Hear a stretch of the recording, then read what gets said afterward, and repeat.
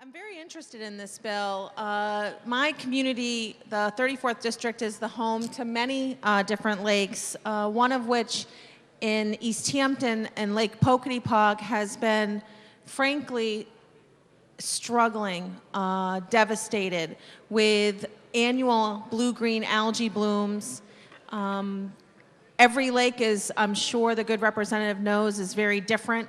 And that's one of the most complicated issues when it comes to trying and treating these wonderful environmental assets, because what you may do in one lake is not going to be effective in another.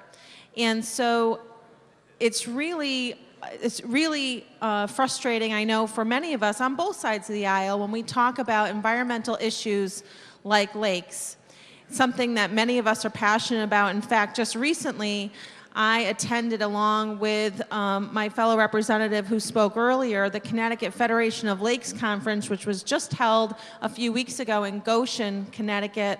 And it was an area I actually had not been to before. And being in a room surrounded with people who are wonderful lake advocates and hearing about all the different problems around the state, it was very eye-opening for me to hear about all the different struggles.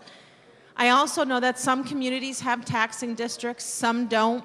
There's a lot of pressures. Obviously, we know the pressures here at the state level regarding our revenues. Well, it's the same in our communities, and lake residents are struggling to try to help maintain the quality of their lake, both water quality and other reasons. So when I was looking through this amendment, I have several questions, and I was hoping I could get them clarified by the good representative.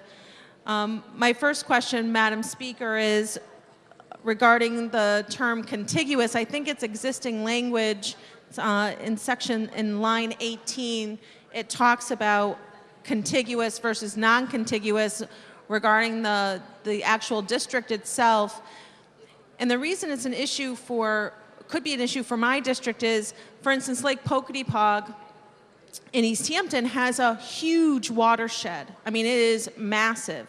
But yet, at Bashan Lake in East Haddam, the watershed is actually very limited to the immediate area. So when we use the word contiguous, I'd really like to get a better understanding of that, because I have a lot of my constituents who don't necessarily live on the lake, but they're within the watershed.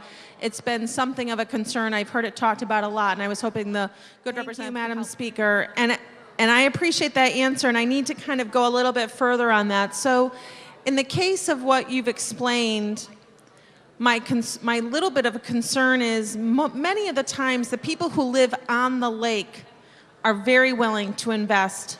In fact, I am so proud of my constituents at Bashan Lake in East Haddam, who actually raised within a couple of weeks thousands of dollars to help battle invasive species.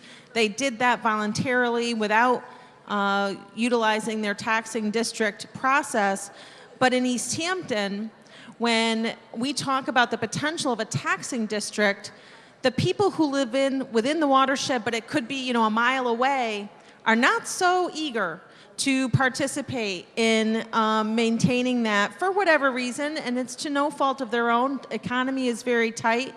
So when the good representative talks about putting these properties together, creating a contiguous place or space and a map, and then I go further on in lines 37 and I read, we're no longer doing 2/3 of the vote, we're doing a majority. Does that mean when we draw this map, if it contains areas within the watershed very far away from the lake, that in fact now with a majority, it's I think a much different process versus a 2/3, and I'd just like to get a better clarification of that. And so East Haddam, or even the part of Colchester I represent, they don't vote there, they don't live there, but they own a substantial amount of property, mainly on the lake areas, and for them not to be able to participate in that process would not be fair, and I'm glad to hear that this has been clarified, because it's critically important that people who do not reside and live in the district, but yet own a substantial amount of property, have the opportunity to participate in that process is very critical. I am somewhat troubled by the change going from 2/3 to the majority, because I know what it's like when we see how campaigns are run, especially grassroots campaigns. And sometimes, oftentimes it's, who's got the most sweat in the game that's going to sometimes get it done. And so what happens in my community, and I'm sure others, is it becomes sometimes adversarial, and I hate to see things become like that, but when you go from a 2/3 to a majority, I think that the tendency will be to do that. Although I definitely support the concept and the proposal, I will state for the record that I am a little concerned about that change. I think it's a significant change, just doing a simple majority, one vote to enter into that. The other issue that I have relates to actually being able to improve the water quality. Madam Speaker, I went through an extremely troubling period in my district at Bashan Lake. My community around Bashan Lake in East Haddam, our association has been extremely active for over 30 years. And when they saw invasive species coming into their lake, they immediately took action. I mean, we have folks there that are scuba diving, marking the Phragmites and other invasive weeds, going down, marking them, making sure that they're applying very limitedly potential herbicides to kill those very invasive weeds. And they've shrunk that area until just this last year, when we had a major project there that exposed the beds and the water didn't fill up in time, and we exploded with weeds. And now, for the first time ever, in our lake we have Phragmites, which is extremely hard to get rid of. And my point to my story, Madam Speaker, is that the residents and dedicated conservationists who wanted to eradicate these invasive weeds raised money in order to apply a very limited amount of herbicide to do that. And when they raised the money within a week, they went through all the processes, and yet time was short, because as the good representative knows, who I know is very committed, as I am, to these issues, in order to kill these things, you have a limited window.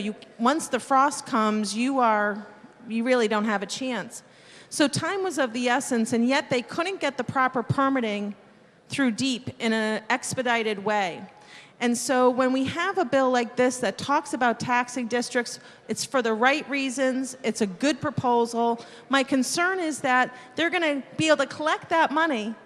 They're going to say, yes, we want a taxing district, we want to clean up our lake, and then the waiting game is going to start. And I wonder how we're going to deal with that at this level, because if we raise the money to help our lake community, but yet we're not able to actually implement the process and the plan for doing what they want to do, that's part of the problem. And I was wondering if the good representative had any words of wisdom about that, and how maybe in the future we could work on some of those issues, because it's not just my district, it's every town in Connecticut that is faced with that has a wonderful environmental resource. Through you, Speaker, and I very much appreciate the comments of my colleague from across the Connecticut River, and I look forward to working on these issues if we're both so fortunate to be in this chamber again. And I think it's important for every single citizen across the state. Water quality and